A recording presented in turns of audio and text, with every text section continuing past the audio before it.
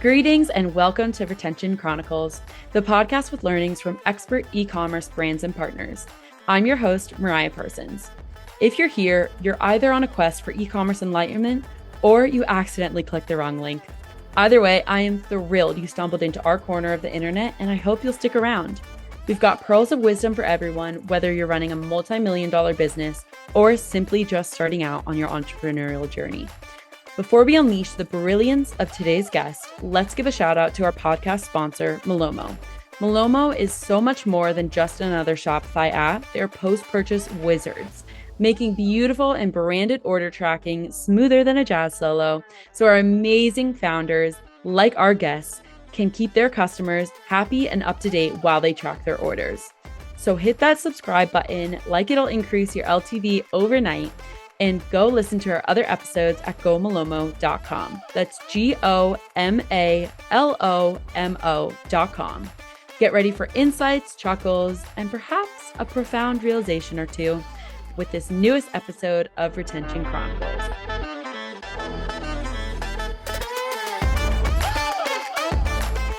Hello, everyone, and welcome back to Retention Chronicles. Excited for this early morning recording here we have today. Zoe, thank you so much for joining us. For those of you who know Zoe Khan, I'm sure you're excited for this episode. And for those of you who don't know Zoe Khan, I'm sure after this episode, you'll be very, very, very, very likely to look into everything that she's doing and everything that she's crushing, because I am definitely an avid follower. So Zoe, thank you for being on today. I know it's 6:30 your time, so really getting up and grinding. And I very much appreciate you making the time to do so. So thank you for being here. Yeah, of course. I'm super excited, and I don't mind the early mornings. You do what you got to do, but I love getting on different podcasts and everything. So I'm happy to be here. Love it. Love it. Yes, you are a podcaster yourself. So we're going to get into that. Would love for you to just give a quick intro so any of our listeners who aren't familiar with you can kind of have a little bit of context before we dive in. Obviously, plug your podcast as well. And yeah, then we'll get into it. Yeah. Oh my gosh, it's so hard for me to just say who I am now because I'm like, I'm a million things. Yeah. Um, but currently, my most up-to-date bio, I'm the VP of Retention at Audien Hearing, which is an over-the-counter hearing aid company, which is new industry. Definitely very, very, it has its challenges, it has its pros, it has its cons, and it's very rewarding. We're changing people's lives, helping a lot of people. So it's amazing. So that's my full-time gig. And I also own an agency on the side called Inevitable Agency, which I always call my happy accident.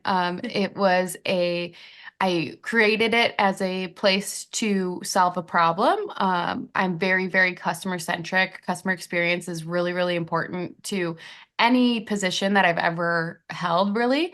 And yeah, so I accidentally founded this agency because I was getting a lot of outreach to ask about customer experience. And I just realized that I personally didn't have anyone to send these requests to because I don't know if it's a perfectionist in me or maybe I'm a little brat, but I'm like, no, no one does it like I do it kind of thing. Uh-huh. You got So to have that's that belief in yourself, right? As a founder, right? right. I do feel like it's a founder mentality, but also yeah, I hadn't found a lot of customer experience solutions and after being in e-commerce for years. So I was like, well, let me just find some people that I trust and put a team together. And so yeah, now it's about a year and a half old, and we've got a team of 7 people now. And I just recently started expanding my marketing team on the agency, which is fun. Awesome. So yeah, they're doing that. And then I also host a podcast called Let's Laugh About It. It's a not so serious business podcast where we talk about all things business, but it's very lighthearted. And yeah, we were just talking about that. Mariah and I have similar just like vibes. And there's a lot of not so lighthearted podcasts out there, business podcasts. So it's something that's more casual to listen to, but still you could gather insight from. So that's a little bit about me. I love it. Yeah, that was a great summary. What are you talking about? I know I'm there's a like, lot to go into, you which want to makes it know fun to my, have you. yeah, I'm always like, okay, should I go into my favorite color, my family life? Like, I That'll don't be know. for later. Yeah, that's like 5 minutes from now. Okay. Okay. No, I feel like I going off of like the not so serious podcast balance of I recognize the value of all of them in that like super tactical strategy podcast where it's like, okay, you need to like break out a notepad and like start writing all of this down.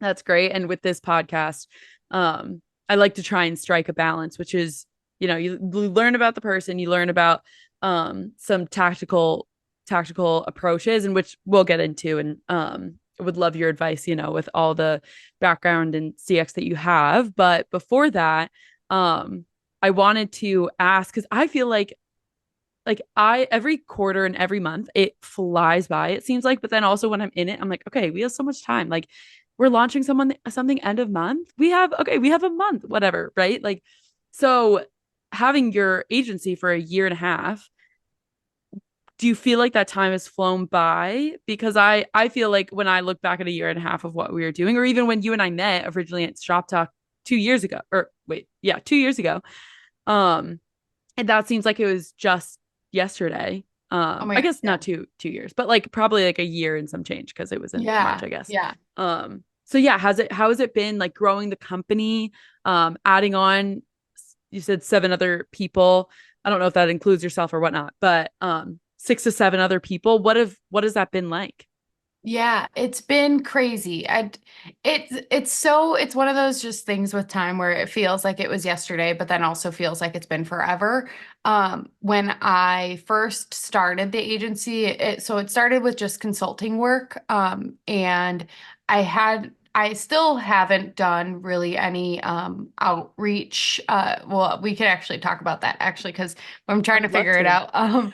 But it's everything's been inbound, and I started getting consulting clients because I won a award. It was a CX Operator of the Year award, Mm, and I didn't even really before that. I hadn't. I was kind of just like head down doing my job and like doing the best I can at my job and learning as much as I can. And I didn't even really know that there was this like whole e-commerce community. And yeah, when I won that award and then realized like people are on like Twitter, X or whatever, like talking about e-commerce, and there's like I don't know, different Slack communities, and I was like, wow, this is amazing. And if even thinking about time from like before, like pre Zoe knowing about community, I'm like, that feels like yesterday, but then also I feel like I've been in this like e-commerce community for a long time. And yeah, there's been so many, like time has flown by because I'm like, oh, I need to go. Like I went to an event after I won that award and I was like, wow, I learned so much at this event. And like there's just been so much has happened since the agency kind of like came into fruition. And yeah, it feels like it was yesterday, but and can't even believe that like we have enough work to give to 7 people. But it was just like a client needs something and they like want more of our time, and we're like, oh well, we don't have enough people for that, but we can like if you guys want it, we can hire for that and like make sure they're trained by us. And it just grew and grew. And yeah, now I used to be way more involved in like the day to day, where I was waking up at I would wake up at 3 a.m. to post the podcast, and then I would do agency work from like 4 to 7 a.m. and then start my 9 to 5. And it was like that those days felt super long. But well, they are super long. Yeah. yeah, as they are. Give yourself that Um, credit. Yeah. exactly. Yeah. So that made things go by really fast, but I learned so much through it. And then these past like 6 months, I've learned to accept more help and then just like put more trust in like now that people have been working at the agency for a while. Um, I mean, a while, same, yeah, this whole time thing is like weird. Yeah. Um, but yeah, so now I've got like such a solid team that I can remove myself a little bit and have like more space to think and everything. But yeah, time is crazy. It feels like forever, but just a minute at the same time. Yeah, yeah. I mean, kudos to you and your team for having everyone come in inbound um so far, and more than happy to chat about, kind of extending that branch and like where you all are looking to go beyond that. But I think the big thing that I also have become privy to of being in this e-commerce community is just how much it is a community, and it's great because people are so willing to obviously share their tips and tricks and be very vocal with like what they're doing right and what they're doing wrong, and like share newsletters and all this stuff, that it makes it very accessible, which I think is because a lot of the people in this space are founders themselves, right? Like they know how hard it can be to Yeah. know what to do and what not to do and all that stuff. So once you started kind of waking up to a community aspect and like the community that is really the undercurrent of e-commerce, how did you start to tap into that? Because I feel like that's something where I hear from like our brand side of the podcast, where social is one of those things that's it is everyone knows it's important, right? Like everyone feels it as a consumer, as a founder, as a ecom operator, but actually tapping into it, there's just so many different ways that you can do it and so many different platforms. So how did you kind of whittle down like, okay, I want to focus on Twitter and I would say like LinkedIn, because that's where a lot of the e-commerce operators are. But what's if you can articulate like any of your thought process around trying to dive into that community. Yeah, it's I love this topic. And it could be related to brand side too, because when you think about it, it actually all comes down to community and Mm-hmm. being genuine. Because and I don't know if this is very helpful, but I have never had an intention of growth. I've just always had an intention of like learning and then also sharing knowledge. And I think keeping like a curious mind and like uh being always in a place where you're in a growth mindset of like learning, and you don't ever like think you know everything. I know I made the joke of like no one does it as good as I do, but Now I you'll walk back on that a little. I can Both are say true. Both are true, Zoe. both are true. I can say that, but at the same time, I know there's so much out there to learn. There's always something to learn. And so when I'm in on Twitter and on LinkedIn and at events, like I'm there to learn. And then like once I learn something, I want to share it Mm-hmm. because it's help in if you have that mindset of just like learning and connecting and just like truly like just making friends and building community, and I found so much value, and people appreciate just like being connected to others who are similar or share different interests. And it comes down to that community. And if you go into it with like, oh, I'm gonna like connect with as many people as I can so I can get all these clients and all these whatever and like whatever, I've that comes off kind of icky, and people can feel it. And when we go to events with the agency girls now, I always give them the spiel of like, we're not here to get clients. We're here Mm-hmm. to learn, make connections. And like, if clients come out of that eventually, that's cool. But like, we're at these events to learn and like make friends and just like connect with others. And if you can teach someone something, that's great too. Like, give, and then like things will come around. What goes around comes around. And I think it's just that it's like more about community and less about like that goal, like that money mindset, if that makes sense. Yeah, yeah, of course. I think yes, I 100% make think it makes sense, and I think a lot of people who are in this community would also understand and relate to that. Of, and like that's how I see this podcast. I started it 3 years ago, right? Of just on a whim of okay, I want to get to talk to amazing people. I want to immerse myself in the e-commerce community. How can I do that? And also, push myself to reach out to people and have this like benefit of okay, you're going to be so gracious to give me your time. What can I give you as an exchange in that? And a free platform to go and talk about your brand and your learnings and I can connect you with the other people who have been on this podcast, right? Yeah. And like all of the benefits of, yes, okay, I am taking my time the same way you are taking your time, but you're also doing me the favor of teaching me about what you're caring about, both on the brand and the partnership side, right? Yeah. And so it was a great immersive experience where I could just kind of explode in terms of looking at all the different ways people are thinking about this without having a background in e-commerce. And that's what's made it so fun to have this podcast, right? It's a great outreach to someone of like, okay, yes, please give me your time and I will give you this free promotion. And then I can also go to those events and talk with people and like make those connections that you're talking about. And then also say like, okay, you're a cool person. I want to talk with you more. Let's hop Yeah. on this podcast just like you and I are doing right now. So Yeah. I think it's one of those things that it's a very slippery slope or an easy thing to get get caught up in of like, okay, to and I understand it, right? And I see it from my side as well of like justifying expenses of like, okay, trying to get clients. But I think to your point of like people can read through that and it'll probably be a way shorter interaction if you're trying to do that. So Malomo, we're the same way where it's like, okay, event marketing, that is sheerly like our metrics that we're measuring aren't attached to revenue.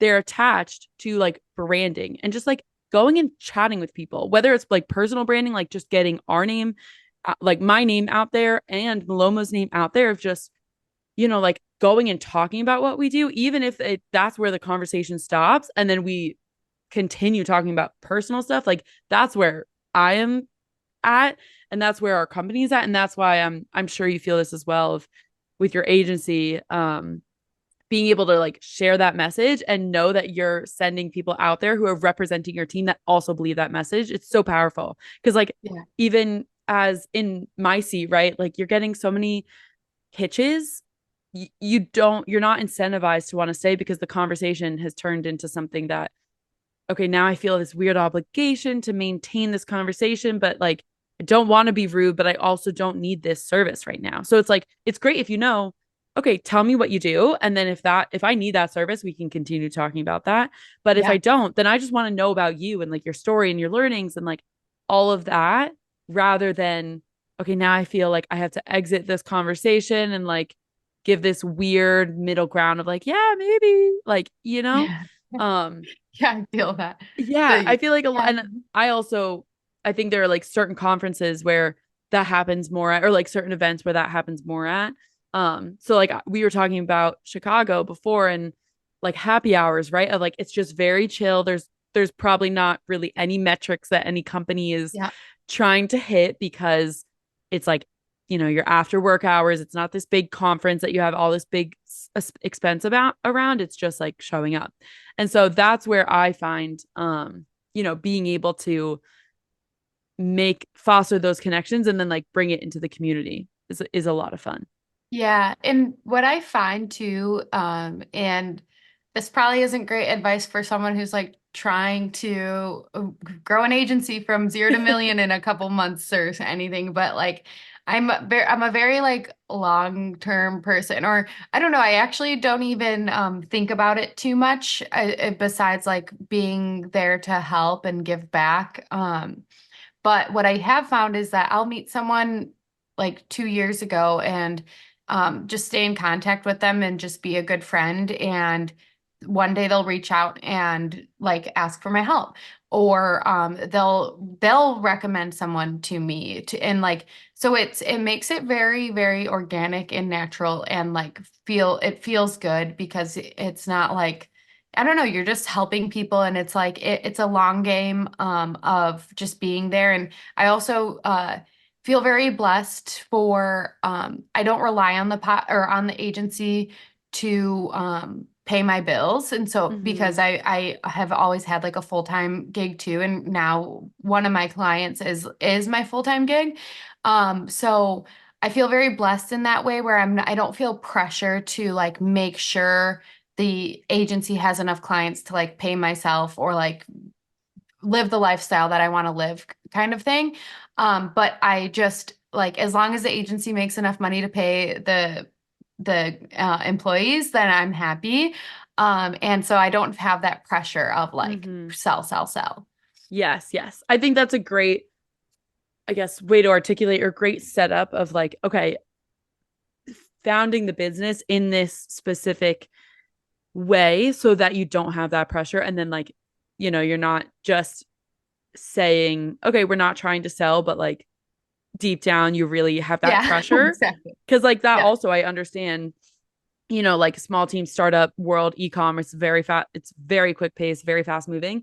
So I get that, like, okay, sometimes you are going to have to be in that seat of like crunching the numbers, but it's nice if you have that setup to not have to worry and you have that security of a 9 to 5 while you're still working with your clients.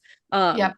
so I love that. Okay, so let's dive into some more, I guess, strategy because I think a lot of the times when we have our agency partners on here, we're focusing on a lot of the times like paid media and email and SMS, which is great because there's so much that you can do with that, and it's a ever evolving um, realm of e-commerce. But an agency that's focused on the customer experience, I feel like it is more unique in that I just don't see it that often. Maybe it's simply because, Malomo, we're sitting my 9 to 5 sitting in that realm of email and SMS. So I would love to kind of if you can give like a summary or a boilerplate or like best practices of the people that are coming to you, like what problems are you seeing often? What are they trying to solve for? And how are you kind of thinking about solving those problems for them? Yeah, and it's really, really interesting. I love this topic so much. The it's so and it's so related to retention that it's crazy that Yeah. it's wild that people don't look more into the customer experience. A lot of times our clients and even Audien, my full-time job, uh, it's a company that grew so fast, but didn't have the foundation of setting up their customer service or customer experience for success. And so they're overwhelmed and Mm, they're taking a step back and being like, oh my gosh, I don't know how to answer every customer. And like where we cut corners and like use some cheap solutions that are giving bad experiences to our customers, or where we've put someone in the position that doesn't know the brand as well as the founders do, even though like the founders are the ones who trained them. But then, like a lot of times a customer service or customer experience hire is one of the first hires. But with that, it's a really special hire, but you're also being hired by founders and the mm, founders are very busy. And so a lot of times we see there's this disconnect of like, your founders and your customer service, customer experience, and then like there there's a disconnect also of like being how much do you pay that person? And if you're getting an entry level person, then they don't have all of the experience of like setting up this foundation and stuff. And one of the places that we've gotten really good at is just operationally setting up your team for success so that they can give good experiences, but then also give great feedback. Because my previous position to Audien was Chomps, the meat sticks, and that's where I worked there when we met. And I accidentally fell into email and SMS because the person who was doing it had gone on to another position, and I knew nothing about it. And I was just like, I'll figure it out, like I'll sit here temporarily, like so since someone how has many to do days it. until you're like, oh my God? Yeah. Figuring it out is And really hard. yeah, it is a whole nother world. But what I realized is that like customer experience, and it's actually related to like every part of the business, but like if you don't have that good feedback loop with your retention marketers and your email, SMS, loyalty, subscription, literally everything, there's so many things that can break and that your customer service team doesn't understand, where like you have this email flow that's going out and like the email marketers who set it up don't a lot of times don't have time to do the due diligence to like check to make sure everything's working in 90 days when that flow goes out Hmm. finally. Yeah. um and then your customer service team is getting complaints of like you guys said this in your email, and this coupon code isn't working, and like the experience, the landing page is giving me a 404 error, like all of these things that are like so simple, or even just like mass marketing to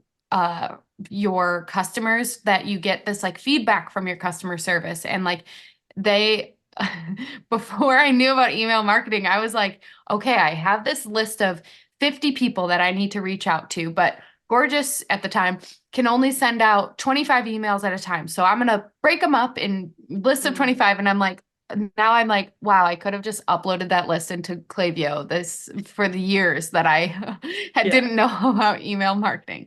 Um, so yeah, it goes hand in it. You take all of this feedback that you're hearing from your customers and you implement it into your retention strategies. And there's so many things that you can do with that. And looking at the data, a lot of times the other thing we do is look at different like win back, Mm. because we're a lot of times playing cleanup, where it's like, oh no, what we've done, we've grown too fast, or even we marketed too quickly, we sent out too many emails, like, and aren't able to respond to them all.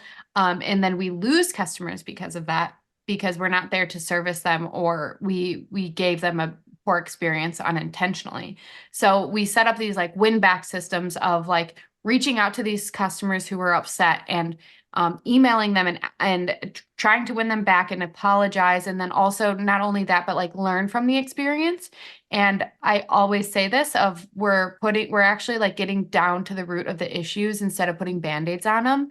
And so we learned so much from the mistakes, and then we cross communicate not only with retention but operations, and we fix all these issues, and so that things can go smoothly and that you can grow quicker without worrying about um the damage you could do by providing poor experiences.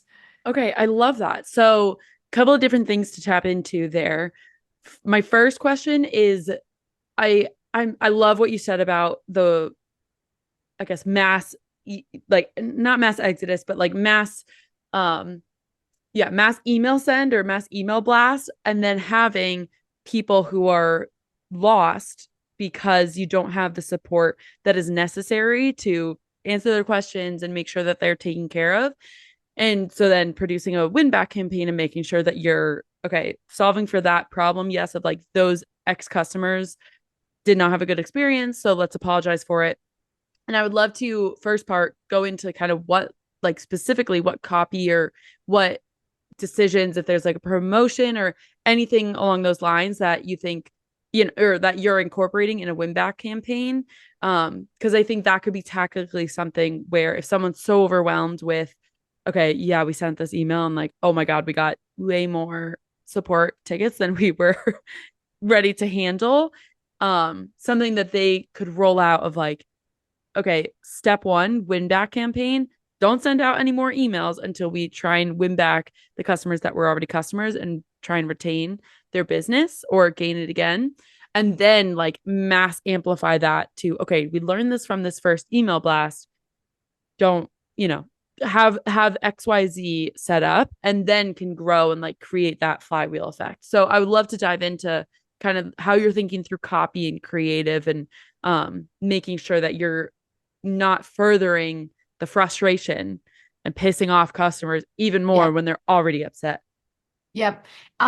There is, and I actually have grown in this area because being very like being sitting in the seat of just like the customer support side, it is very much that like, hey, marketing, can you just stop sending out emails for a second? Because like we can't catch up.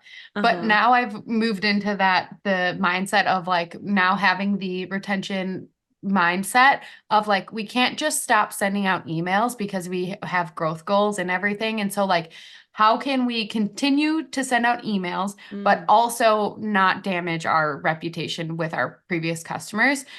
So that's really important to figure out. And a lot of times it's a numbers game, or maybe it's like a temporary help type of situation. But very, very simply, first step is communicating with your support team and making sure they're staffed for mass communication. So it's missed. It's so simple, but it's missed in many companies. Yeah. So I have, and the bigger the company is and the bigger your email list, the more it matters. Because if you send out an email to a million people and your support team doesn't even know what that email says or what the offer is or anything about it, then they're not going to be able to service those customers. And two, they're not going to be staffed properly. So I would say like make sure that the communication is there and just like talk about the schedule and like try your best to not send out last minute things or like something on a Saturday when you know your agents aren't working. It, we've learned that it also helps with conversion because you have people on the site who might be like coming in from the email that you sent and they've got a question about the product and so they're writing into the chat bot. But if no one's there or they don't know how to answer those questions, it'll hurt your conversion. And same thing with email. It's like people might email in and have questions about your products or your service. And if no one's there to help them, that customer might not convert. So it's really, really big. Like communication is very, very important. And also, it might be annoying at first because I used to be that person, that like support person that would be like, oh my gosh, you need to add all of this like fine print because the customer is gonna like this happened before and like with the loyalty, whatever, like actually, you know what? I hate this email. Don't even send it. Like, Actually, cancel the whole thing.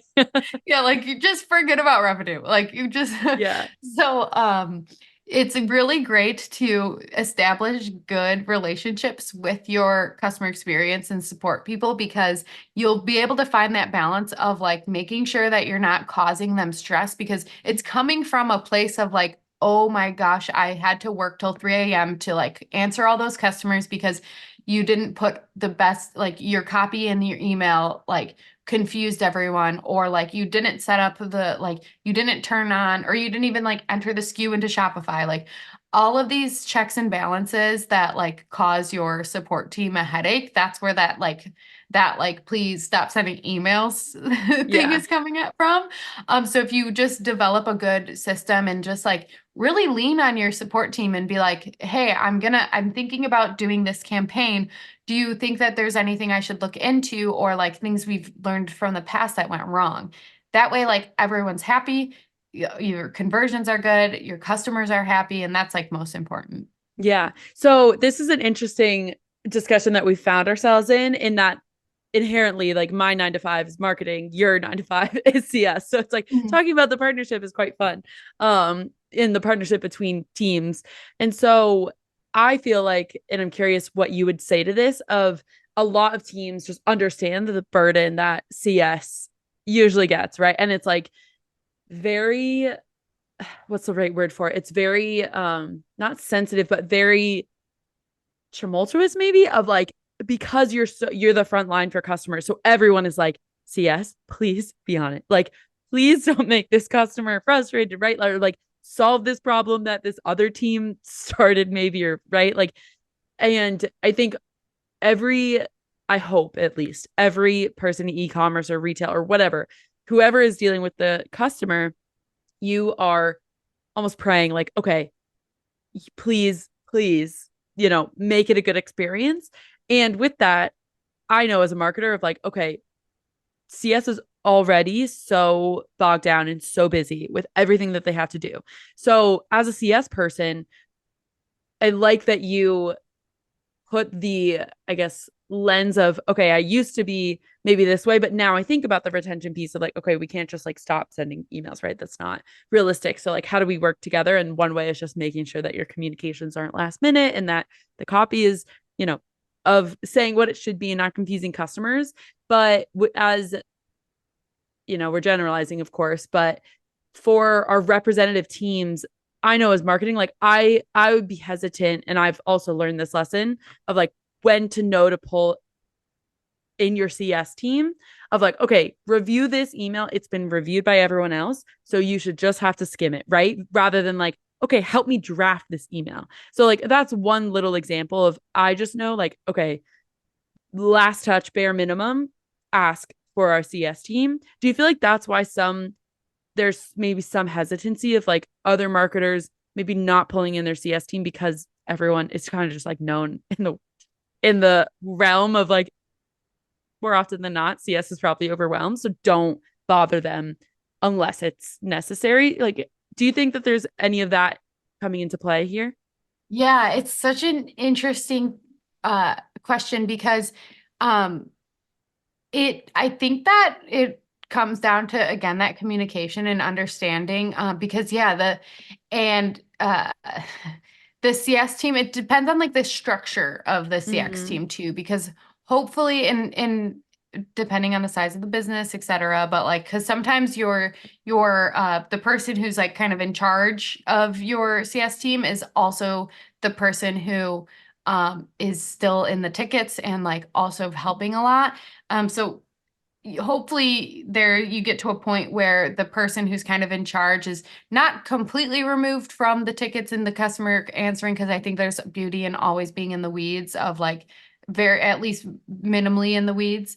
But hopefully there's a person who has that space to think through the entire experience, and that's where things can shift from just like the support piece to the entire experience, and that's where you can get the insight from your support team. But I actually have found a lot of frustration from both sides where if like you're showing the support team to skim it and then they bring up like, hey, did you check this? Or like, did you talk to Dev about like this or that? There's so many Mm. different things that we could use Yeah. as an example. It's a whole And then oyster. Yeah. yeah, but then you're like, oh no, well, I like really just wanted you to skim this to like make like whatever, and it's supposed to go out tomorrow, but like you just brought up like X, Y, and Z that I should check, and you know what, like let's just hope it goes okay. And so that's where it becomes really frustrating for support people. So that's where it's like it's so hard to do right because e-commerce, and I'm sure that you see this like usually you have like small teams and there's like everyone, no matter like how put together people seem to have it, no, everyone's doing last minute shit. Everyone's Yeah. procrastinating. Like no one's 3 months ahead on their marketing. Like On top of it all the time with every single thing. Yeah. nobody has their shit together. Yeah. So Yeah. like if you could ask your support team, like even just like it doesn't even have to be like an hour long meeting of but like if you just slack someone and say like, hey, I'm thinking about doing this campaign. Like, is there something, am I missing anything? Or like, here's the copy. Do you think that the customers are going to perceive this well? Like that is so appreciated by the customer experience team because it's showing that like you're trying to prevent and like help with the best experience and you have the experience in mind. And yeah, you have to find that balance where you're not trying to put like work on the support team, but you value their input. And that's Mm, like what really matters. yeah. I like that phrasing. I'm not trying to put work, but yeah, valuing insight. Um, okay, I love that. Well, I know I feel like we could just keep chatting forever. Mhm. But I know it'll continue after this podcast.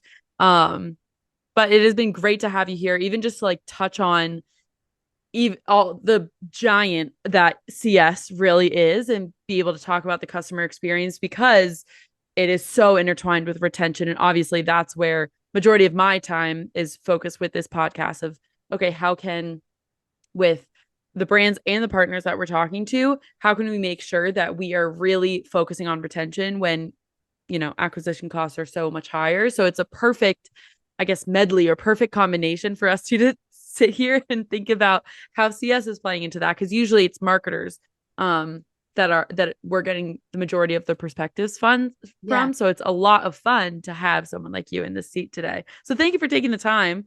Hopefully it yeah. was a good start to your morning. I love it. I'm energized. Good, good. I'm glad. I'm very glad to hear that.